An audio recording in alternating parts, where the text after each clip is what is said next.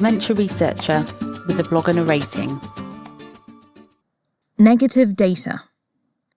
I was chatting with a friend recently about publishing things, and he was lamenting that he had a ton of stuff that was just sort of languishing, unfinished. It was interesting, but just not complete enough to be considered a paper. He followed it up by saying that he thought people should know about it and that people would be interested in the data. It was just hard to get it published. This evolved into a conversation about scientific publishing and how it's evolved into what it is today. And we didn't really conclude anything or fix anything, but he did say something which has stuck with me. It used to be about moving science on, advancing the field, not just getting as much data as possible into a paper.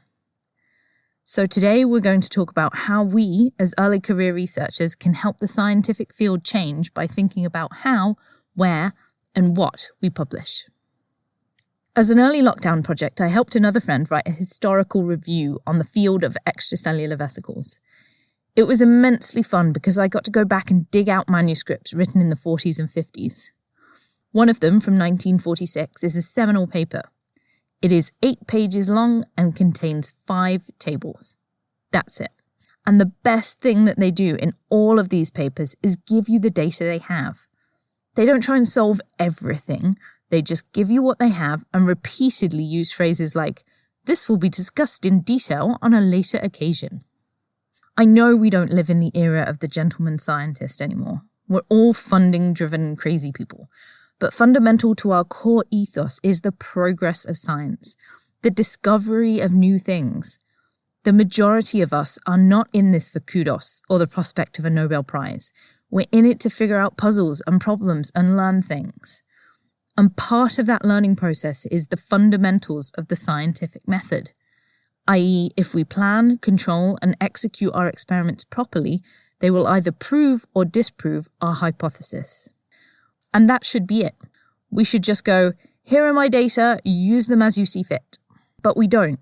We have to push on beyond the graphs where all the bars are the same to the graphs that look shiny. Side note, I have a theory that this is why we're suddenly all into heat maps and single-cell sequencing.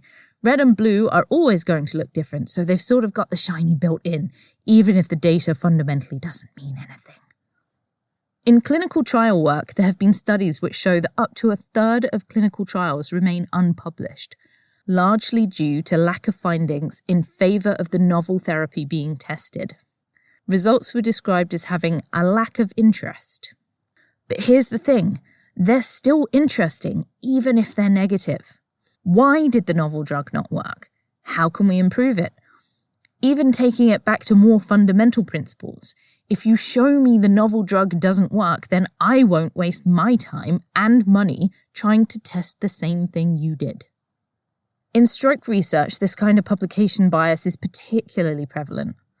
A great study by Emily Sina and colleagues at the Camrades Group showed that out of over 500 publications in the preclinical stroke field, only 2% reported no significant effects. This has a knock-on effect on progress, with many of these overly positive findings progressing erroneously to clinical trials, those clinical trials failing and then not being published. Sina and co. estimated a further 14% of the work in the field had not been published at all. I have experienced this firsthand.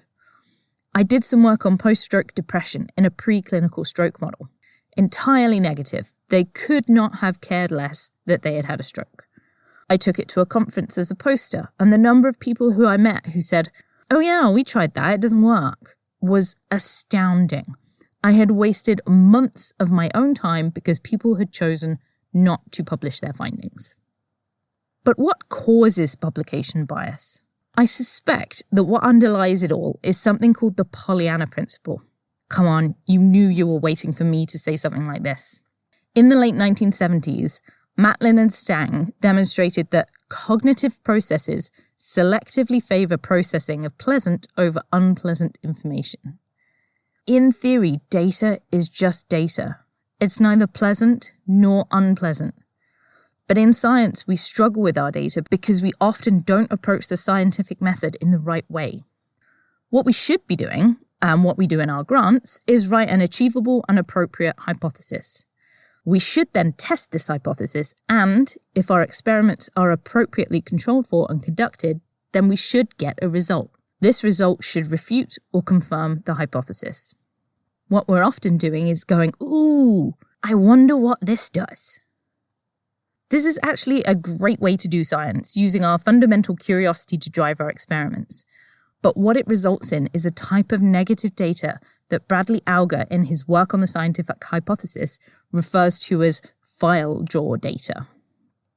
He proposes that what we actually end up with in science as we currently undertake it is two types of negative data, actionable and non-actionable, where the former are valuable and refute a specific hypothesis, and the latter are less valuable and negative because they were incomplete or uninterpretable, likely due to poor experimental design.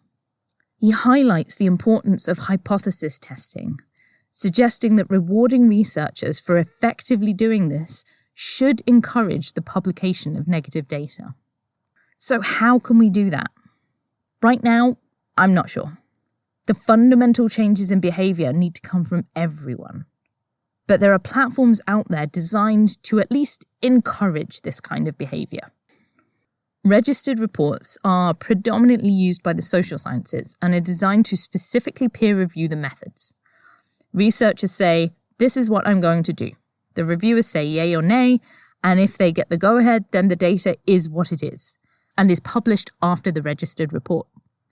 Journals like Nature Human Behaviour and the European Journal of Personality specifically state that papers resulting from this approach will be published regardless of the study outcomes. But in the biological sciences, this approach precludes the ooh, I wonder what this does approach, which might lead to serendipitous discoveries.